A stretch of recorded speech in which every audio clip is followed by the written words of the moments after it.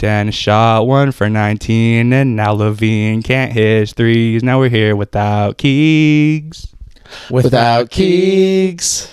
Russ and Drew, pick and roll is the best thing I've ever seen. Sitting here without Keegs.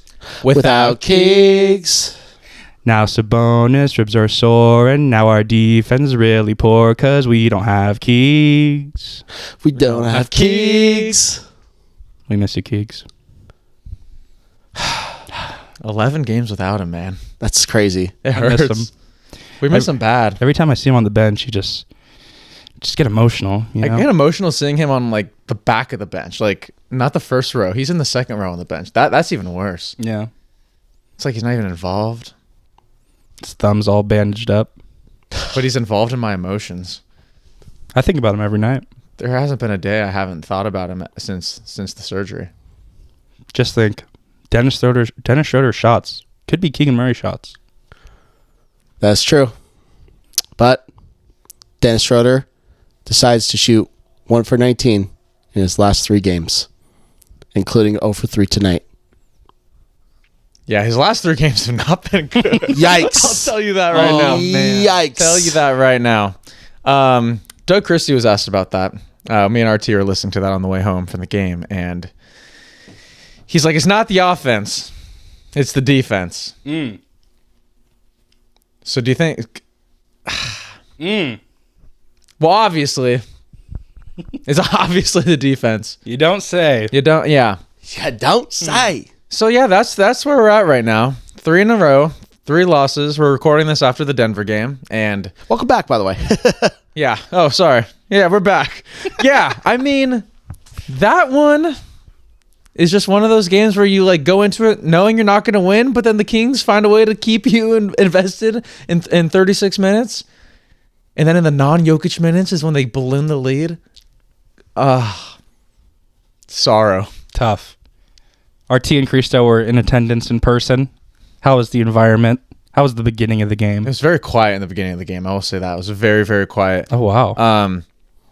But once we started going on a little bit of a run to get the game back into our grasp, because I think we were up 1 at one point in the first quarter. That's when it got fun, and it kind of stayed that way for a good chunk of the game. I would say till the third quarter, but that fourth quarter, the saddest moment is when I don't even know how many times they scored in a row in the fourth quarter, but right after they called the first timeout, so many people got up.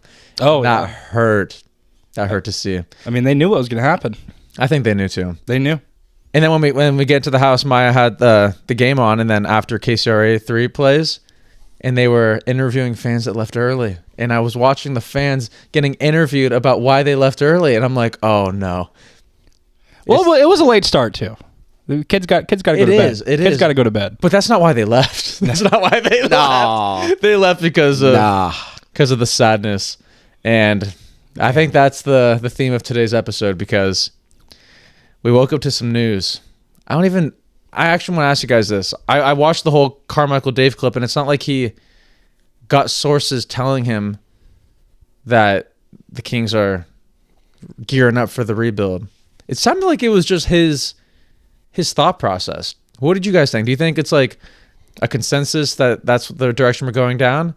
Like, do you think it's like official? Because Doug Christie was basically asked about that too, and he was like, basically kind of like shutting down all media and fan speculation. It seemed like he was interesting. It seemed like he was beating around the bush a little bit, but it kind of makes sense for him not to make like a direct breaking news quote, right? Because obviously he has a lot of inside access with the Kings, or else he appears to be, and he works for Sacktown Sports, which is affiliated with the Kings, being their radio. So it kind of seemed like to me like he was telling the fans and giving the fans some insight without breaking news because of, some pushback that he might get from the King side.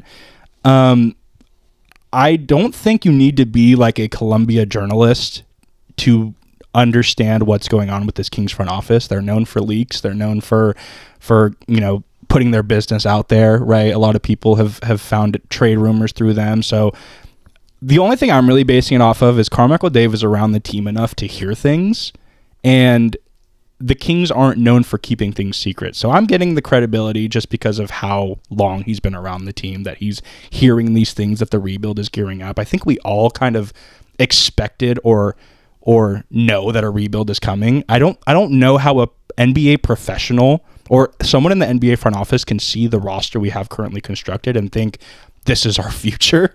So I don't, while it wasn't, like you said, a direct breaking news story from Carmichael Dave, it seemed like he's giving us a little bit of insight without directly breaking the news, right? Yeah, because I was listening to him and he was saying that, like, okay, I was waiting 10 games to say this.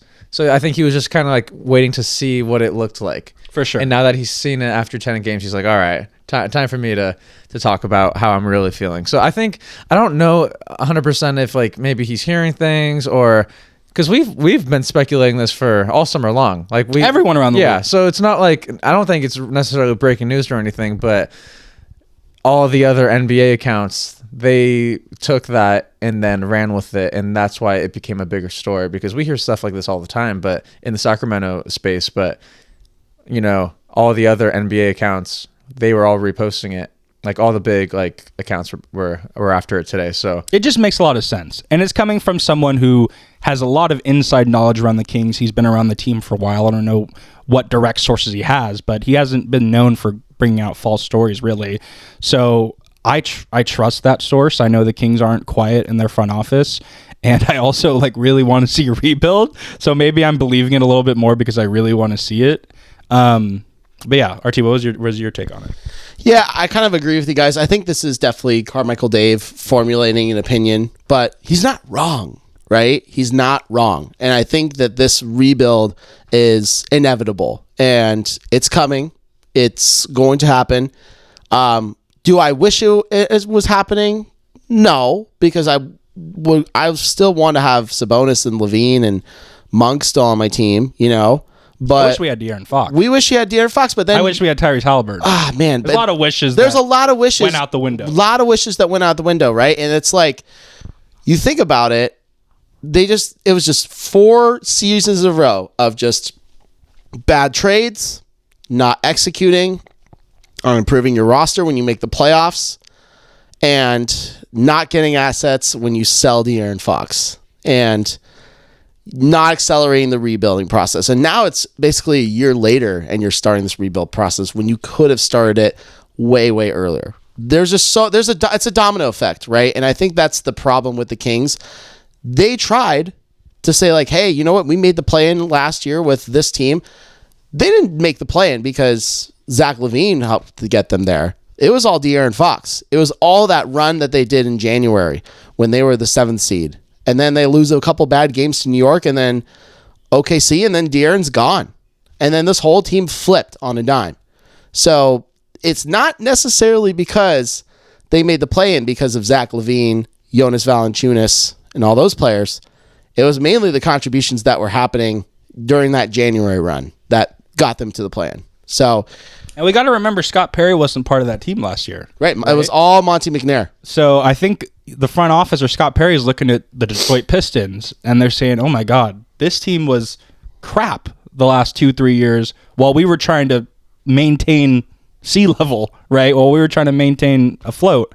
So we got to do what the Pistons went through, right? Yeah, Scott Perry he's from, he won a chip with the Detroit Pistons. Scott Perry is very familiar with how Detroit got it done. And yeah, back on your point, John, it's crazy that they went from like a 14-win team to like an 18-win team, and now they're sitting at the top of the East right now. Obviously, it's early, but they're 9-2 as of this recording, and things are looking up in Detroit. And they broke the Kings up. Yeah, they were Jay Ivey broke it up. They were the game that broke the Kings up. They're the reason why we are in this position. But yeah, RT, I want to go back to what you're saying with that De'Aaron Fox trade. It's just so unfortunate that like the rebuild talks are happening now when De'Aaron Fox would have been that perfect piece to get those assets back. And it's like, looking back on it, you're like, man, like you heard all those rumblings about all those young pieces in San Antonio that could have been we could have had we could have had Stephon Castle. Yeah, hypothetically that would have been the ideal target. I heard some people say that deal was ready to go. I've heard some that said it was never an option, but it's just crazy to think, like, imagine a rebuild happening now, and you have a guy like Stephon Castle, Nee Clifford, Keegan Murray, Keon to kind of like work with. And now it's like you make the Zach LaVine trade and you have him for not even 50 games. I don't even know how many games are after the deadline. Like 20. I think there's 25. Yeah. So let's call it 36 games with Zach LaVine. Yeah. And now they're like, okay, exploring Zach LaVine trades. It's like, why'd you do that trade in the first place if the end goal was to trade him after 30 games? That's just a waste. So yeah, it's just unfortunate that this is the timing, because it would have made more sense when you move your best player last season. That would have been the best time to start the process. And it's hard to blame Monte McNair just because we don't know how many channels he has to go through to get approval for trades, or how many voices. I mean, obviously he was working with Wes Wilcox, and then we know Vivek likes to meddle with things, but I don't want to finger point, but Fox was our best chance to get assets, and we 1,000%. and we didn't get enough for a rebuild, and it should have been enough for a rebuild. He was at the height of his career, hitting his prime. I want Monte McNair to go on like a podcast or a documentary once his NBA 10 years over and just talk about it, because he did everything right in our front office and the organization, but that one trade he couldn't get right. And I don't want to finger point at Monty, because I just know how much this front office meddles, and I want to know what happened. Why he couldn't get the deal he wanted? Did he think this was the best deal on the table? I want him to have a tell-all on a podcast, because there's something that happened during that whole Fox situation that Kings fans need to know. Oh, I'm waiting in line to listen to what he has to say, because we should DM him, have him come on. I think Monty might come on. Maybe. We'll see. His NBA career needs to end before he airs out what happened. He's like, screw this. The folks need to know what's happened in Sacramento. Sorry, Clippers. He's like, I need to regain my Sacramento royalty back, because it did not end the way it should have. But that's hilarious. So yeah, I mean, that's just that. My next question is like, do you trust Scott Perry? Do you trust Doug Christie to be the two guys leading the way in this rebuild? You want me to go first? I can go first. I trust Scott Perry, but I have my concerns with Doug Christie, that he is going to be the scapegoat in all of this, because there are fans that are turning on Doug Christie, which is, in my opinion, unacceptable, right? Because he loves this team. He bleeds for this team. He was an analyst. He was an assistant coach, and now he's a head coach, and he's this Kings legend that was an all defensive first team when he was playing for Sacramento. He bleeds Sacramento. And if the fans are turning on him, that's more on the fans. That's not a reflection of Doug Christie at all, right? It's not. I think what this will ultimately end up is that, unfortunately, it is a situation where Doug Christie hasn't been the best coach in terms of getting his guys right, and he's been like the rotations, getting the rotations correct, right? And so obviously coaches have their rotations pretty much figured out by like the first 5 games, but I know that Keegan is hurt, and I know we haven't seen a fully healthy team, but yeah, it's just kind of hard when there's just a lot of question marks with this roster, and I think the players talk about it, the team talks about it, the front office understands it. There's just too much roster question marks with this team. The construction of this roster is too many question marks and not a lot of answers. No, for sure. And I feel like back to what you were saying about how we don't have a fully healthy roster yet, how that could play into decision making and all of that. I feel like if you saw what happened with Dallas today, obviously they've been not healthy at all, and they were like, I've seen enough, time to get rid of Nico. I'm not saying that's what the Kings are going to do with Scott or Doug, but it's just interesting to think they didn't give Dallas necessarily a full chance by seeing like what that healthy roster that Nico was saying, just wait and see when we're fully healthy. They didn't wait and see, and they fired him because I think just the fans got to the organization like, we got to rip the Band-Aid. We should have done it earlier. We're waiting too long. Now it's time. But for the Kings' sake, I hope we don't fall into that before like seeing like what Doug could actually do, because I think Doug, just like we were saying, how much he loves the city and how like he's so empowering the players and everything. I think he could do that very well with a younger roster. I think they could really buy into that. Whereas now, I hope he's not getting messages from different people on like who to play because value and that type of stuff, because that's what it looks like, because why else would you have, unless, except for tonight is when he switched out Russ and Monk to end the game rather than Dennis. That was the first time all season where he made that decision, and we would have wanted that in many other games because that would have been a better chance of winning, because in the last 3 games Dennis hasn't been playing too well. So it's just interesting, so yeah. I mean, to answer your question, I think I trust Scott Perry partly because I have to. Because he just got hired and he's going to have a full season to do it. So I have to trust Scott Perry, but he has NBA experience. He went through a similar rebuild kind of with the Knicks, even though he didn't move as many pieces as he's going to with us. But I trust Scott Perry. I think for a rebuild, I would prefer a different coach. And that's no shame on Doug. Doug's a Kings fan, bleeds Kings. I would just rather see our young core, our next young core, be built up by a new coach, by a new voice, someone that can lead the locker room. I just kind of want a full, fresh start. So, I'm putting my trust in Scott Perry this season. I really am, and I hope he has full autonomy to make moves. Obviously, Russ was a great signing. Precious looks like a pretty good signing so far. Eubanks looks like a really good pickup. So the moves he's made so far are pretty good. Rebuilding is a whole different strategy when you're a GM. It's completely different. You got to scout. You got to know which young players to get. You got to evaluate your assets a lot better. So I'm here for it. I'm here for Scott. I got to trust Scott. There's no choice. I have to trust Scott.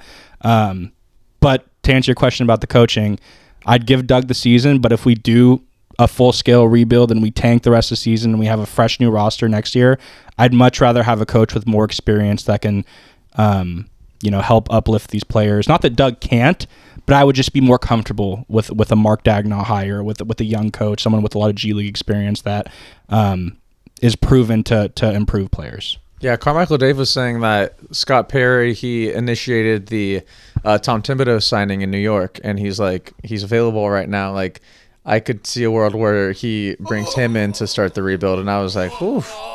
I mean, that's interesting thought. I mean, because the young guys will get run if Thibodeau's that's what I'm coach. saying. He'll play them. He'll run them hard. I was like, Keon will get that 45 minutes. He'll get that 45 minutes if that happened. But no problem. I really love Doug, and I think I just like the message that he keeps preaching. It's just I don't think this current roster is buying into that at all. Right. Because he's been preaching picking up 94 feet, defense, and just roster construction wise, it's not possible to happen is what we're seeing. And it's hard for a veteran team, right? With how many egos this team has, and rightfully so. There's a lot of veteran experience, a lot of years on this roster of people, and Doug's a first-time head coach, so those voices are going to get filtered out a little bit once you have a mature team.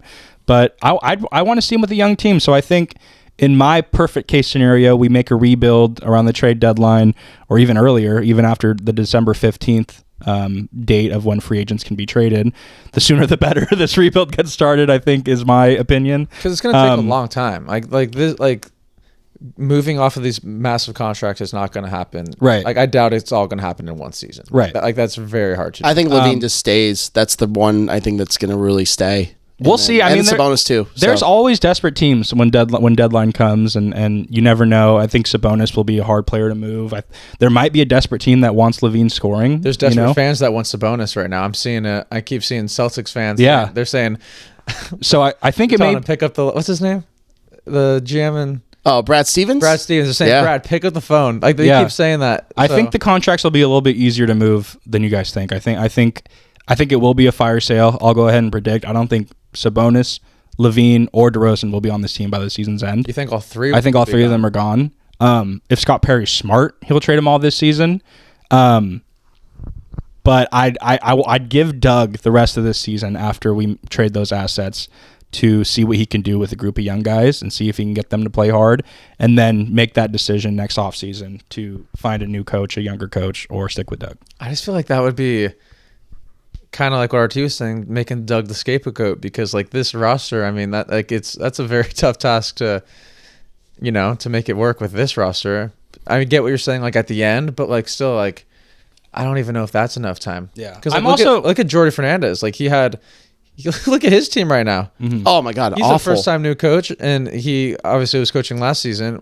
Did not go well. This season got all those 5 first-round picks that you can't even name, except for Igor Demon that me and RT were talking about. And it's like they're 1-10 right now. So it's like I don't know. I think I would like to see Doug just get a little bit more of a chance, but maybe tighten up who you bring around him. Mm-hmm. Maybe. I mean, if this rebuild really does happen, we're going to be losing the next 3 years anyway, and as a fan base, we should root to lose because that's another step closer to us to getting a franchise-changing player. So really, the coach is. I feel like the coach is kind of a minute point. Like I mean, if we put Doug out there, and Scott Perry did extend Doug, that was the first thing he did as GM. So I guess that shows that trust is there. They gave him 2 seasons, so this year and 1 more. So. Right. So I think it's a realistic shot. Yeah, that Doug Christie is the coach to finish out his contract term. Would I prefer a new coach and a fresh start with a new team? Yes. But I do think, I agree with you. Realistically, Doug will probably get the job just because we're not going to be expecting to win. Mm-hmm. So why hire a coach unless there's someone that Scott Perry really believes can build a culture with these young guys? There's no reason to make a coaching change. I would prefer it, but if we're going to lose games the next 2 seasons anyway, let Doug be that person that instills the Kings, passion and the Kings fandom into these players. Yeah, I mean, that's well said. I think the biggest thing that you have to do is correctly assess this team, and it's not a surprise why Carmichael Dave did what he did today and declared a rebuild, and then all of Twitter took it and ran with it. I don't think it's a surprise from anybody that covers NBA that this team is just not it, and this is a auto-drafted fantasy basketball roster. I almost said a great fantasy team. I almost said fantasy football, but I'm just like, you'd lose in rebounds and turnovers and percentages, and you probably just have a good fantasy category. Not a categories team. They're better in points. I think they'd be better in points. I think they're better in points. Categories, we're not efficient enough. Yeah, you gotta. Well, free throw percentage wise. Well, we would lose rebounding for sure, turnovers for sure. We would lose. I don't know if we win the assist battle.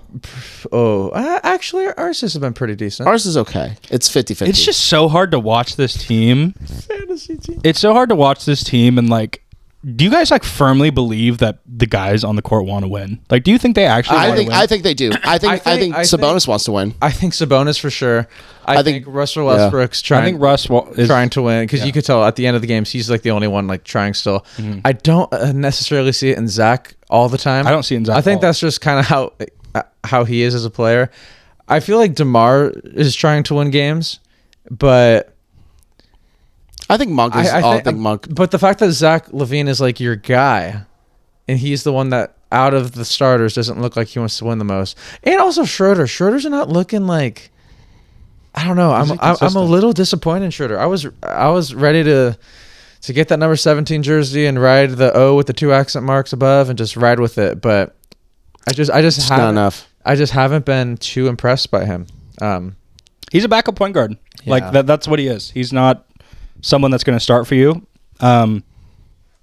He's a backup point guard. And he should be coming off the bench. Russ should be starting. Russ is the only person that is clear to me when I watch Kings games that this guy is going to give his all. Really. And Sabonis Sabonis obviously, but Sabonis is having a rib kind of thing and he's hindered a little bit. But Zach makes so many bonehead plays, so many lazy passes, and he's our best ISO scorer. He needs to take control of games. He's the head of our snake. When Fox was the head of our snake, that dude got a bucket in the clutch. He was getting buckets all the time. LaVine started out the season hot, but are trade rumors getting to him? Is something good? Does he love Sack so much that he's tanking his trade value? Does he want to stay and just live in McKinley Park and feed the ducks? What does he want to do? Because right now he's looking like a guy that doesn't want to get traded and he doesn't want to win games. So what are you good for? Jamal Crawford said it on the broadcast. They said LaVine needs to shoot more. LaVine needs to get it going. I was yelling at LaVine tonight at the game, just saying, I told Cristo, I'm like, he needs to shoot at least 15 times more. At least. Cunningham shot 42 times. 44 at the bare minimum. And he needs to be like that. But you know what? I'm going to say something. You brought up something, and you talked about this. I think Zach LaVine is a Jag alert for me. He's on Jag alert. He's on Jag alert. He's on Jag alert. You know what I keep He's on Jag about? alert. Yeah, so right now he is. Right now, yeah. He's on Jag alert for me. Every single time I see Zach LaVine not shoot the way that he's supposed to when he's supposed to be our number one option, I think back to that Scott Perry interview when he had a podcast and he was saying Zach LaVine is best at a third option. And I keep thinking about that when the guy that is the general manager of our team had that viewpoint prior to taking on this job, feeling like Zach LaVine is a third option at best, in that he has only gone to one playoff appearance in 9 years in the NBA. Yeah. I just keep thinking that just plays in my head every single time I see Zach be inconsistent and not confident. I just think about that and I'm like, Yeah. Well, I don't think awesome. And now it's the GM that is supposed to trade him and supposed to raise his value that doesn't even believe in him. So, well, he didn't believe in him. Well, he probably had to change that outlook here, but deep down, he doesn't view him as a number one scoring option, and we have to view him as that because that is our number one option. Right. So it's like you're a kid. That's the issue. It's like you're a kid in high school and you inherit like some beat up car. You know what I mean? Like you're fortunate to have a car, but you inherit just something that's about to break down. It just keeps overheating. 200,000 miles, keeps overheating. Like that's what Scott Perry got with Zach LaVine. Wow, that's a great comparison. That's what he got with Zach LaVine, a high schooler getting a beat up car that he doesn't want to keep that. You know what I mean? Like he knows if he keeps working, if he keeps working his lifeguard, he needs it. He needs it. He needs it because there's his boss saying, "I want you to win games. I want you to win games, Scott." So that's why he's still on the team right now. But if it were up to Scotty P, LaVine would be out the door in a minute. In a minute. I don't think he wanted him on the team whatsoever. Worst plus minus in the game, by the way. Minus 22. Ugh, yikes. Yeah, we didn't even talk about the game. Minus 22. Dude. Can we talk about frickin'? There was some good in this game. There was. Yeah. And that's how we started the pod by saying First the quarter. Kings do a great job of keeping you invested until the very end. Yeah, let's talk about the good. Yeah. I liked, I'll say it, Drew Eubanks on offense.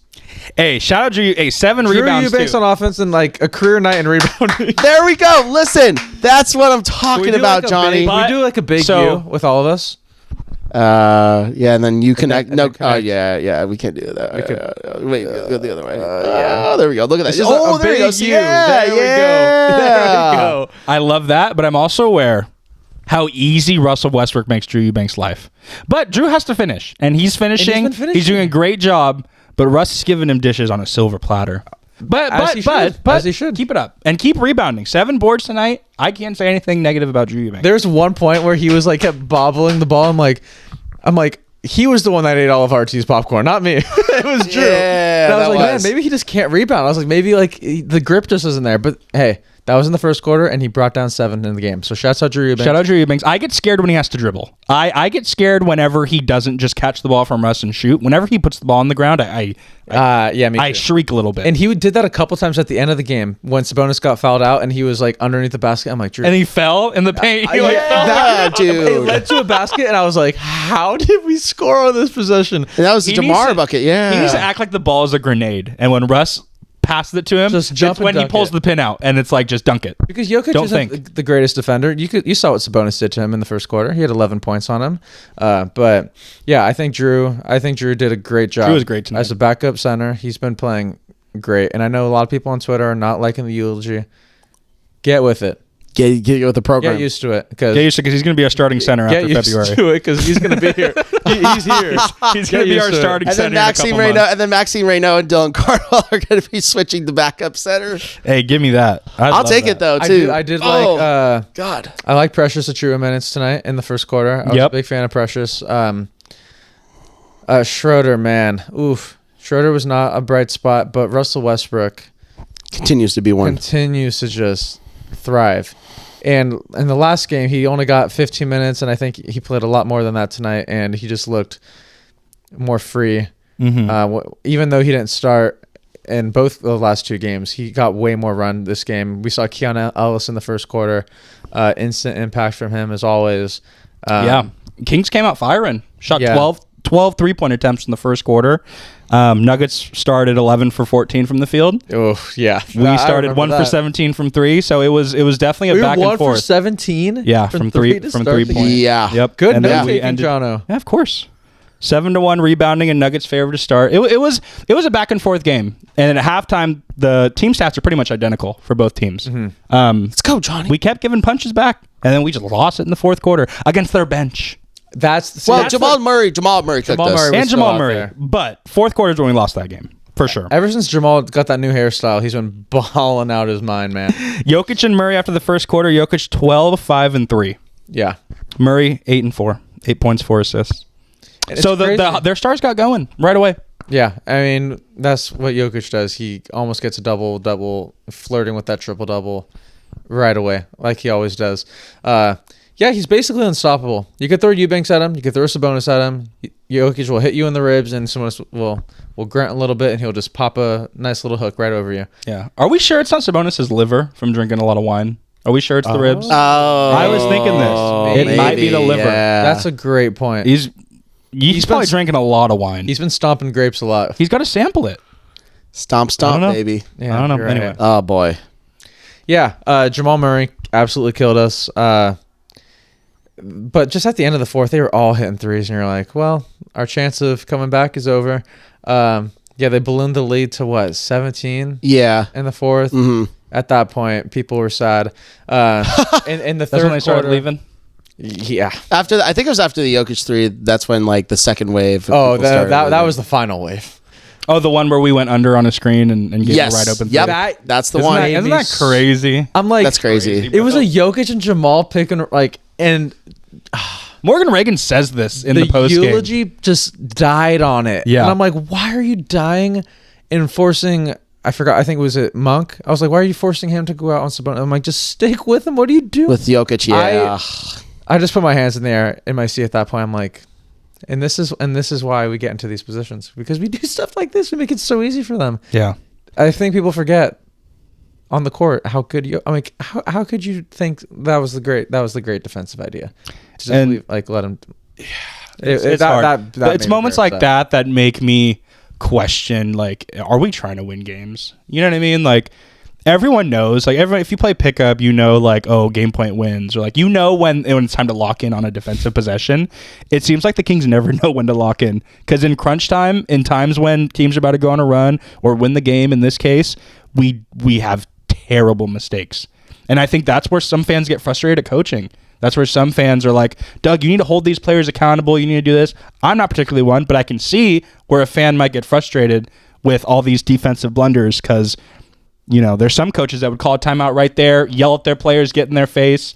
Mark Dagnall comes to mind. Will Hardy would do some shit like that. I miss the early timeouts from Mike Brown. That's what I was about to say. The exact same Mike thing. Mike Brown would do that. Mike Brown during the Beam Team era, time and time after again, would just call a timeout with 12, 13 seconds into that with one bad defensive play. They were like, hey. Because it makes like a point to the players where it's like, we let 2 or 3 happen, then they go up 8-10, then the timeout comes. And he would do that to start the game. Because he's like, if this is how we set the tone, we're not doing it. Yeah. Like I do think Doug needs I think that's where experience comes in, though. Yeah. Like, I think that literally is have the just what confidence experience to do comes it, in. right? Probably not. I mean, it's hard to have your coaching career start off with so many veterans, and it's hard to get your message across. So I don't know, but you see JJ Redick grilling his players.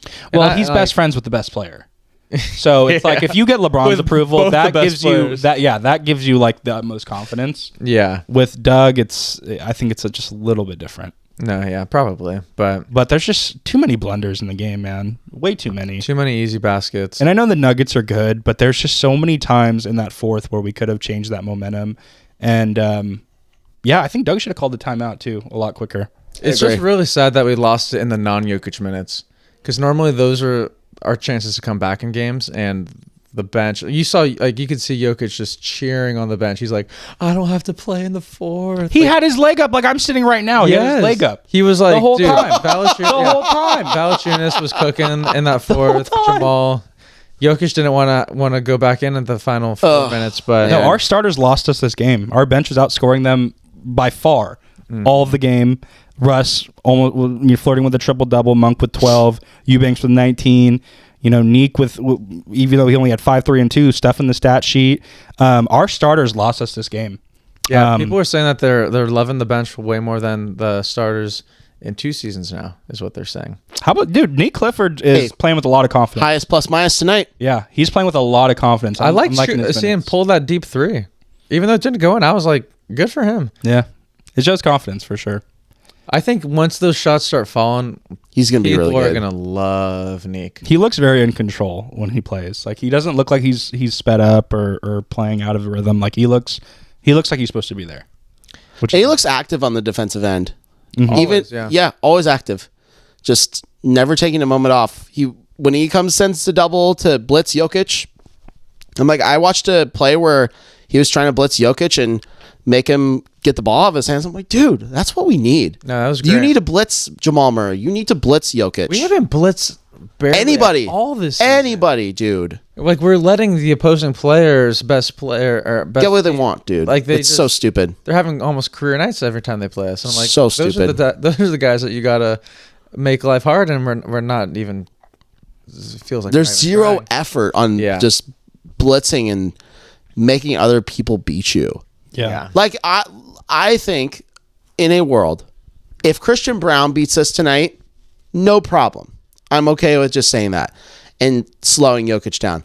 But Jokic had his way tonight. He had 35, 15, and 5. Like that's again. And it didn't even matter. It didn't even matter because he wasn't even trying tonight. No, and Denver couldn't shoot to save their life until the fourth quarter.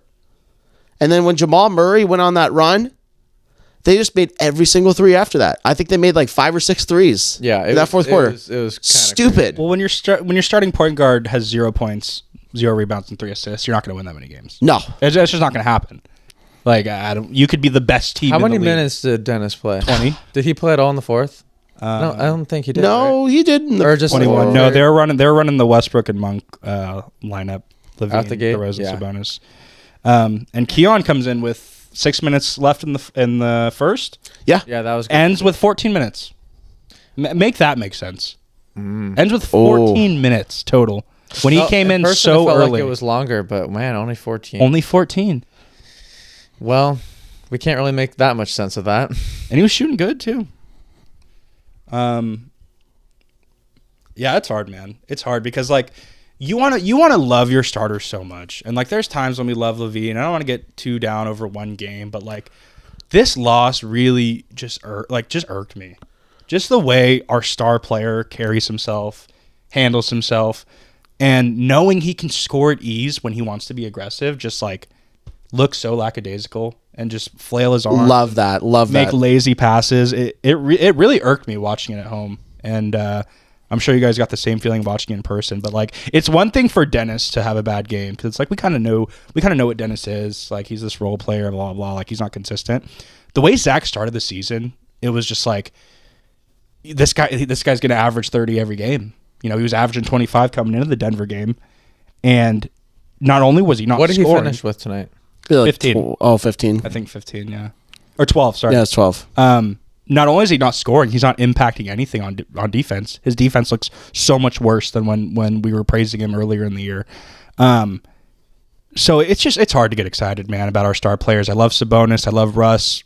Russ is really the only reason I'm watching these. Like, I'm rooting for this team. Like, as sad as it is, like, sure. he's keeping me involved because it's like DeRozan and Levine just look checked out. Mm-hmm. Like, they really look checked out, and I don't know if it's the trade rumors. I don't know what it is, but it's hard when your best scorers are checked out. It's hard to watch. And one more thing that makes it even more sad. I don't know if it was the 8:00 game or if it's just the state of the team right now. The attendance was very low tonight to what we're used to. I don't blame them. Yeah, they're charging outrageous prices for tickets, and it's look at the product you're getting. Yeah. It's time to look in the mirror. It's time to make some moves. It's time. I think they pressed the button, and now it's time for us to just grab our popcorn and see what we get in return. December 15th. I'm still going to root for the team, obviously. I'm going to get we're so still excited are. when they win. We're still going to get so excited. Me and RT wanted to be under the beam tonight so bad, but it's because we care so much. Yeah. The thing that I'm just going finishing this season out with is I'm gonna be cheering for a win every single night, but when it doesn't happen, so be it. Yep, on to next. But now it's just like I'm just kind of excited to see what ends up. I'm just waiting for those alerts now. In Scott, we trust. We have to. I mean, those Monday motivations have been crazy. The one this Monday, that one basically said, I'm about to blow it up. Yeah. That one, if you read through it, Monday motivation, he's ready. He's ready to press the button. Yeah. Russell Westbrook and Sabonis aside, this is the first time I've ever been a Kings fan and not liked some of the players on the team. Like not believed some of the players on the team didn't fit the Kings culture, and it was hard to like get excited for them. This is the first time that's ever happened. Ever. Usually I'm delusional and I'm like, oh, you know, they're the greatest players, like blah, blah. But Levine and DeRozan just look like they don't care. They really do. And I don't know if it's because they're older in their career, but like, man, it's hard. It's hard. It's hard to watch them. I think, yeah, like you said earlier, I think DeRozan, not DeRozan, but Westbrook, Sabonis, and Monk, and Keon. I think those are the four that really do care. Oh, Dennis, I'm not like 100% sure. Like, he just looks sad out there. Dennis looks sad. A lot of people are saying that Dennis just looks sad. And I'm like, you're making $15 million a year. You wanted to come here too. Why yeah. He turned down $90 million just to sell $45 million. And he's selling. He's absolutely selling. And he's playing a lot of minutes too. Like, there's not much to be sad about. I don't know if those minutes are going to be there anymore. He's got the long leash. But something needs to happen, and especially with the way, you know, Doug was calling out our effort and calling out us in the pregame, like you got to think there's got to be a change in the rotation, right? Like if we actually truly want to win, start Russ, bench Schroeder, and let's shake things up a little bit. He did end without any Schroeder minutes at the end of the game, so that needs to carry over. That was like, oh, I'm trying to win. Like that was like, oh, okay, we are trying to win. It's not a stealth tank. Yeah. That was a non-stealth tank move by ending the game with Westbrook and Monk. Because I guarantee you Denver doesn't go on that run to start the game with Russ in our starting lineup. There's just no freaking way. No. There's no way. Russ brings us so much energy off the gate where Dennis takes a little bit to get in his rhythm and he's a step slow to start games. If Russ is starting the game, Denver doesn't get that hot. Mm-hmm. I'm sorry. He just doesn't. I just want Russ to start closing out a little bit. Just put a hand up. I mean, I want to see players show more effort on the perimeter defense. Yeah, everyone's that's it, and just both sides, interior and perimeter, just defense in general. We're 27th in defensive rating. Oof! I just want Russ to run fast with the young guys, but pace is not a problem. We're 4th in pace. That's true. That's not a problem. No, I mean, like, I want Russ to play with the young dudes, with the young guys. We got to get the young guys first. That's what I'm saying. Yeah, let's get the young guys. I don't know who we'll get though. We'll see. Build around Russ. That's my motto. Literally, build around Russ. Russ has been so much fun. Get Levine off my team, man. I know you were excited when he got here. How are you feeling now? Levine? You were very excited when we got Levine. How are you feeling now? We might have to find the clips of Johnny getting so excited about Levine first arrival, but yeah, I'm definitely feeling the Levine experience right now. It's flipped for you, and he can shut me up and drop 40 the next game. He probably will. He probably will. That's what he does. It's just so on. It's the Levine experience. It's like Jokic is their best player, and he's not gonna have an off night. All right. Well, whenever RT drinks bleach, I'll. Well, you know what? Russ has been the one that's been proven. Johnny, you're gonna tell the audience what you mean by that. Well, I mean, so, you know, we all make mistakes, right? We all say things we don't mean. In this last September, you know, Russ was unsigned and there was rumors, you know, he's going to China. There was, you know, edits of him in Shanghai Shark uniforms. And, you know, this one guy we know, you know, sent a text in our group chat and he said, if we sign Russ, I'm going to drink bleach. Now he's wearing his jersey. But he gets the pass. He gets the pass because, you know, Russ is a love-hate relationship with Russ. He has exceeded expectations for everybody. But Russ has changed his mind. And Russ has made him a believer in Brody. Oh, yeah. I'm a believer. I get it now. I understand it now. RT's made mistakes in his life. Oh, listen. He's backed Marvin Bagley. All right. Yep. I did that. He's made these mistakes. So this is strike 2. So the Brody thing is strike 2. Strike 3. We'll see. We'll see. No, but listen. In life, let me repeat by saying this. I'm 29 years old. Okay. And I am learning at this age that, and I might shout out to my mom's friend who says this. He says that he's been more wrong in his life than right. And there are just going to be moments where you are going to be wrong so many times before you're right. And I will put my left hand up. I say it because this is the truth. I was so completely wrong about Russell Westbrook. Like I'm taking accountability. I'm owning up to it. And listen, you know what? Shout out to Russ Twitter. Shout out to them because friendliest people I've met on the Twitter space. You know what? Yeah, to be fair, RT, when Russ was on the Lakers, there was a lot of people that clowned on him, right? Just because the whole world turned on Russ. Yes, everybody turned on him. But this season, we see the impact he is, and it's one of those things where like you don't feel Russ until he's on your team. You don't feel the impact of him until he's on your team. So I'll even give you the pass. You know, like we weren't. Of course, he has the pass. It's yes, I know. It's just funny because it happened to me. And it's also funny that he wanted Marvin Bagley in the 2018 draft. Yep. And he did say in 2018, he said, "Now we're one step closer to Marvin Bagley with hard eyes." With hard eyes. Well, with listen, 2 hard eye emojis. In my defense, who was on the all rookie team, all first team, all rookie? In his first year. Not the all-rookie team.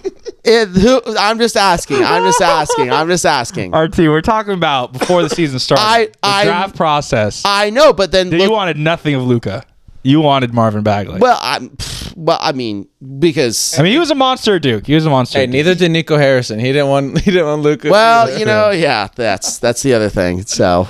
That's okay. I think Nico Harrison saw a lot of Whataburgers from... Luka and was just like, get him out of here. So that was 2018.